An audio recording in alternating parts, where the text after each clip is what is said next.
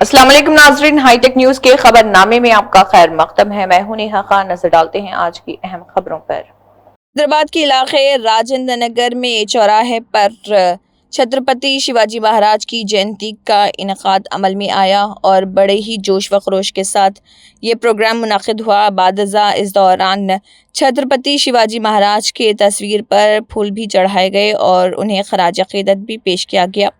बादजा कारकुन ने hi tech news channel से बात करते हुए इस ज़िम्न में मज़ीद तफसीलात भी बताई।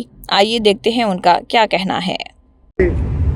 మన యొక్క మహారాష్ట్ర వీరుడు ఛత్రపతి శివాజీ మహారాజ్ యొక్క 395వ జయంతి కార్యక్రమానికి అంబేద్కర్ చౌరస్తా రాజేంద్ర నగర్ లో మరి భారతీయ జనతా పార్టీ మరి వివిధ స్వచ్ఛంద సంస్థల నాయకులందరూ కూడా ఈ యొక్క కార్యక్రమంలో మరి శివాజీ మహారాజ్ గారికి ఘనంగా వారి యొక్క జయంతి శుభాకాంక్షలు తెలియజేయడం జరిగింది।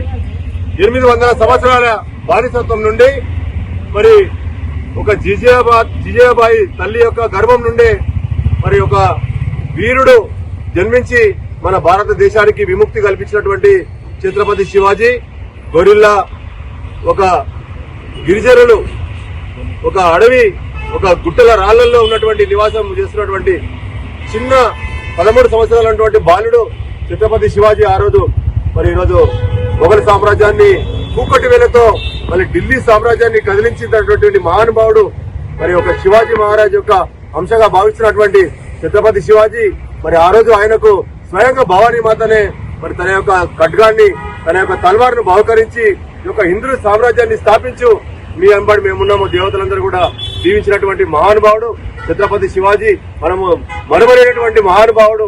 మరి ఒక విధంగా ధర్మాన్ని కాపాడినటువంటి స్వామి వివేకానంద మరి మరవలేము। అదేవిధంగా మన రాజ్యాన్ని కాపాడినటువంటి ఛత్రపతి శివాజీ మహారాజు యొక్క పుట్టినరోజు మనందరం కూడా భావి భారత పౌరులకు మన దేశ ప్రజలకు నేటి తరానికి నాటి తరానికి రాబోయే బాల బాలికలకు అందరూ కూడా మన విద్యలో గాని మన చరిత్రలో గాని మన సనాతన ధర్మంలో గాని మరి ఆయన యొక్క జీవిత చరిత్రగా భావిస్తూ మరి ఈరోజు ఆయనకు మన యొక్క అంబేద్కర్ చౌరస్తా రాజేంద్ర నగర్ లో భారతీయ జనతా పార్టీ వివిధ సంస్థల నాయకులందరూ కూడా భారీ ఎత్తున కుమ్మిగూడి వారి యొక్క జయంతి కార్యక్రమాన్ని ఎంతో వైభవంగా ఘనంగా జరుపుకుంటాం। భారత్ మాతాకి జై శ్రీరామ్, జై శ్రీరామ్।